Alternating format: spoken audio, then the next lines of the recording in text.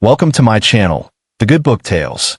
In today's video, we're diving into something people have tried to explain for centuries, but never quite like this. The Holy Spirit. Some call it mystery, others call it feeling, and many experience it without even realizing what's really happening. But tonight, we're not just going to talk about the Holy Spirit. We're going to step into its story. What if I told you that the same unseen power that moved across the waters in Genesis still moves quietly through your own life right now? That the breath of God, the Spirit that gave life to dust, might be closer to you than your next heartbeat?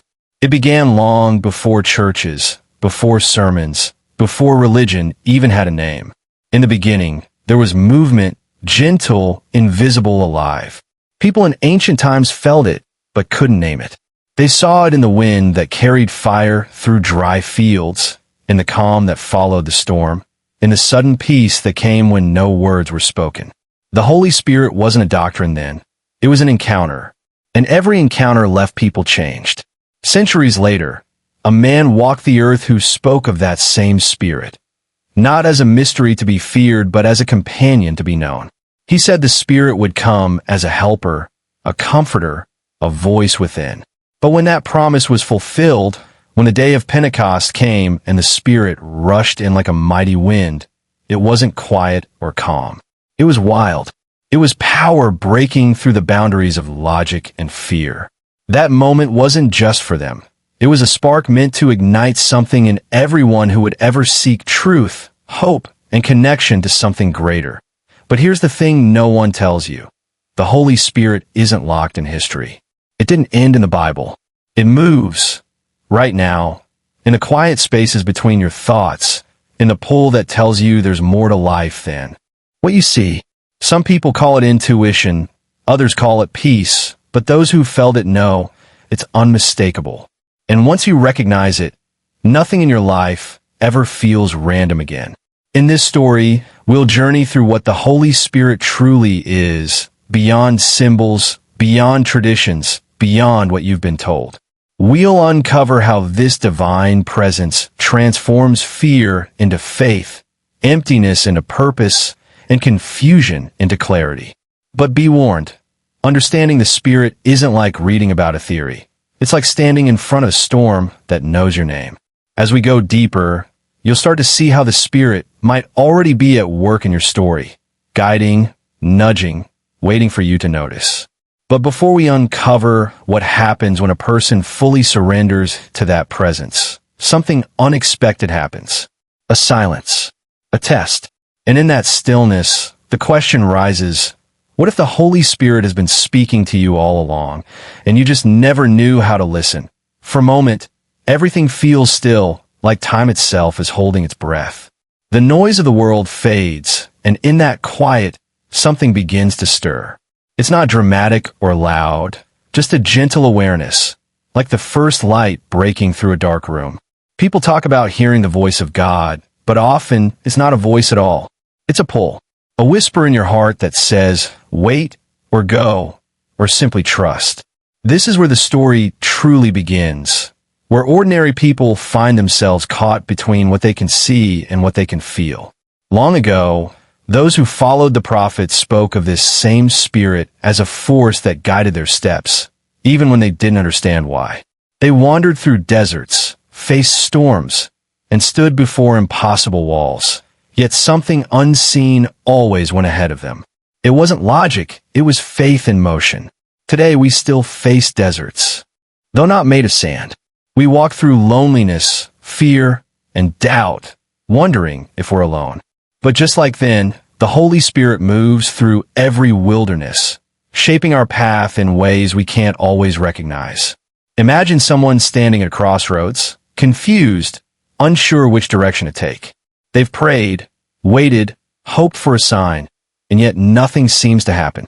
But what if the delay isn't silence? What if it's the Spirit's way of slowing them down, helping them notice something they would have missed rushing forward? That's how the Spirit often works. Not by force, but by quiet guidance. It's in the small, almost invisible moments when everything could change if only we pay attention. In every story of faith, there comes a turning point, a moment when the familiar breaks apart, and the truth begins to unfold. For some, it happens in a moment of desperation. For others, it comes when they least expect it. And when it does, the Spirit doesn't arrive with lightning or thunder. It arrives like a breath, gentle, personal, unmistakably real. But here's the mystery. It never forces its way in. The Spirit waits, patient, until the heart opens. And yet, there's something deeper still, something most people never ask. What happens when you resist it? When the whisper calls and you ignore it? When the comfort that once felt peaceful begins to feel distant? That's the place where our story turns next, into the tension between surrender and control. Because the truth is, the Holy Spirit isn't just a comfort, it's a fire. And every fire tests what it touches. There comes a moment when the Spirit's quiet presence begins to stir something uncomfortable inside us. It's not anger, not fear exactly, but a deep restlessness. The person in our story, let's call him Daniel, feels it too. He's always believed in God, prayed when life got hard, and tried to do what's right. But lately, his prayers feel empty. The same words, the same silence. He starts wondering if maybe the Holy Spirit has stepped away, or worse, if he was never really there. And that thought unsettles him. Daniel isn't alone in this. Around him, others are wrestling with the same invisible struggle. His friend Mara believes the Spirit is like a flame, something that burns brighter the more you feed it with faith. But she's scared too, afraid that maybe the fire inside her is fading. She tells Daniel, "Sometimes I feel like God is near, but then it slips away. I don't know what I'm doing wrong." He doesn't know how to answer, because deep down, he feels the same. Everywhere they turn, people talk about miracles and moments of divine power, but no one talks about the silence, the waiting, the questions, the feeling of being guided but not knowing where. That's where their real conflict lies, between belief and doubt, faith and fear. The Holy Spirit feels near, yet unreachable.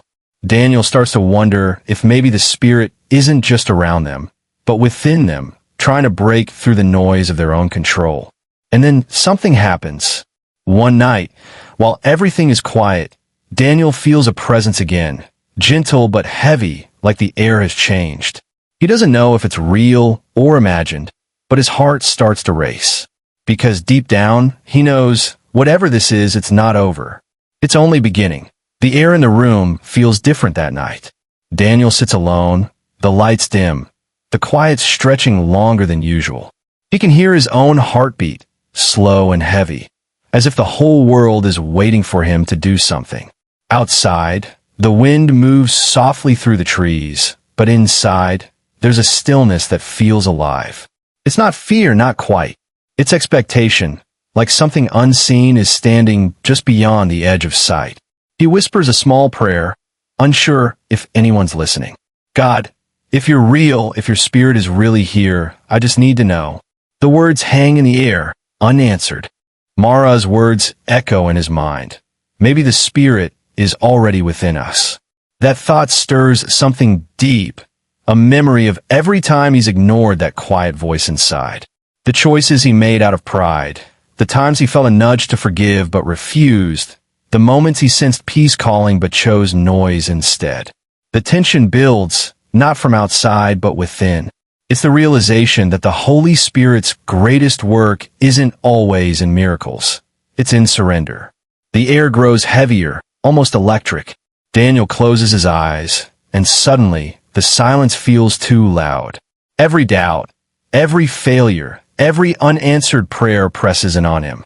His hands tremble as he whispers again, "Are you here?" Then something shifts.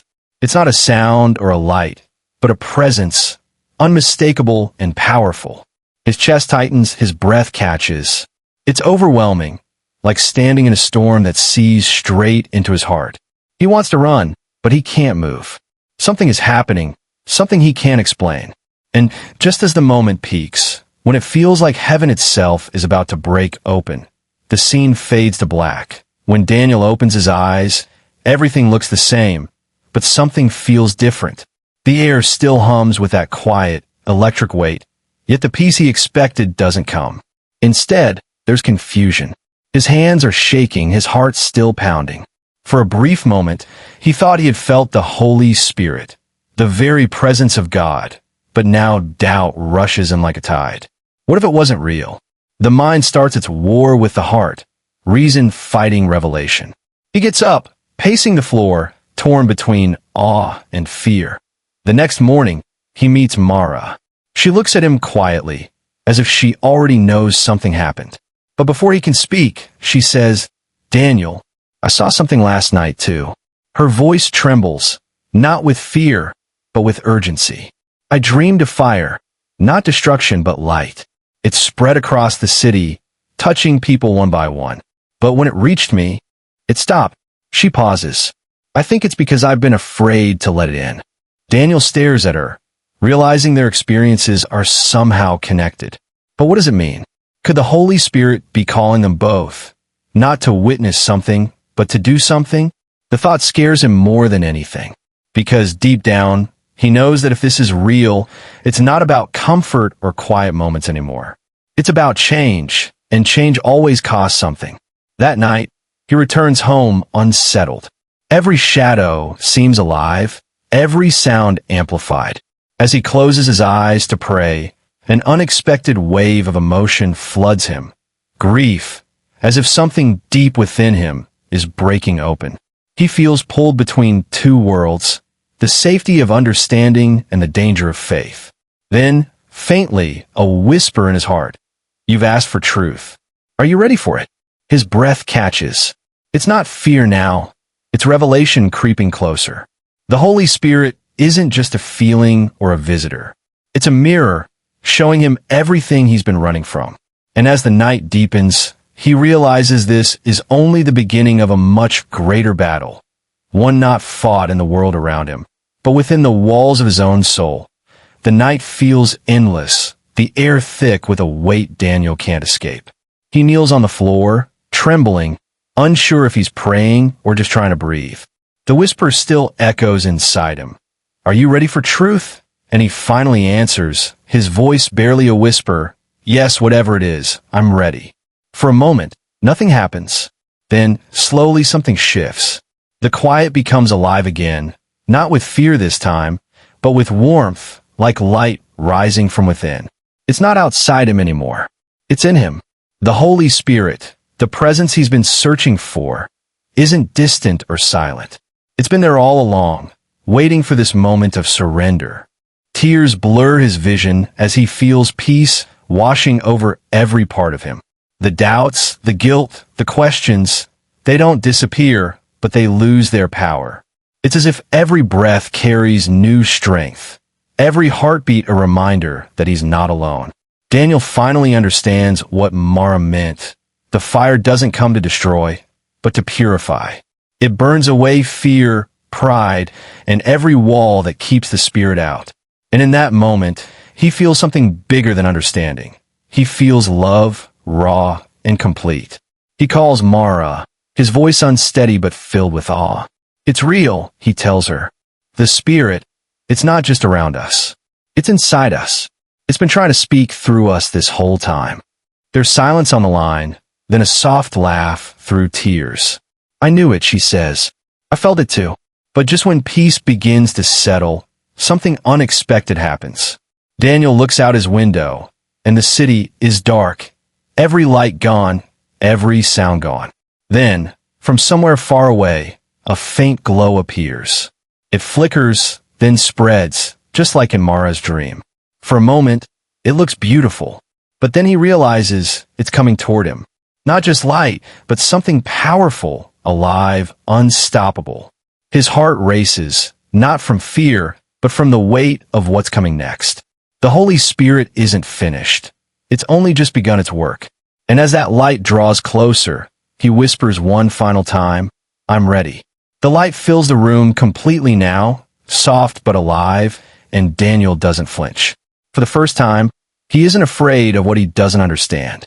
The warmth settles deep inside him, steady and calm, like the world has stopped spinning just long enough for him to breathe again. In that stillness, he hears the truth, not in words, but in understanding. The Holy Spirit isn't something to chase or find. It's something to recognize. It's the quiet presence that's been guiding him through every storm, the strength that whispered, "Keep going," when everything seemed lost. He looks around the room.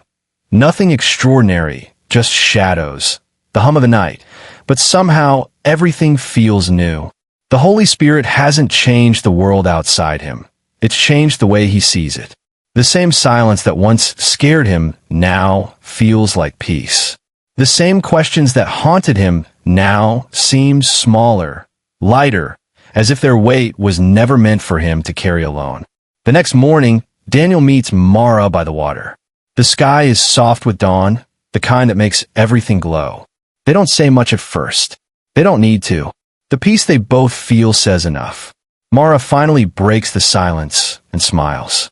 "I think I understand now," she says. "The Spirit doesn't always come with thunder. Sometimes it's just stillness.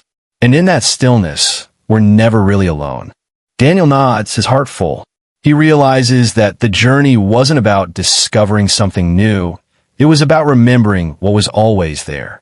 The Holy Spirit had been with him in every quiet moment, every mistake, every prayer he thought went unheard. He just needed to listen. As they walk away, the wind moves softly around them, carrying the scent of morning. Daniel glances back once, half expecting to see the light again, but it's gone. Or maybe it's not gone at all. Maybe it's within him now, guiding each step forward. He smiles, whispering to himself, "The Holy Spirit," explained like never before. And with that, he walks on, the fire inside him steady and alive, ready for whatever comes next.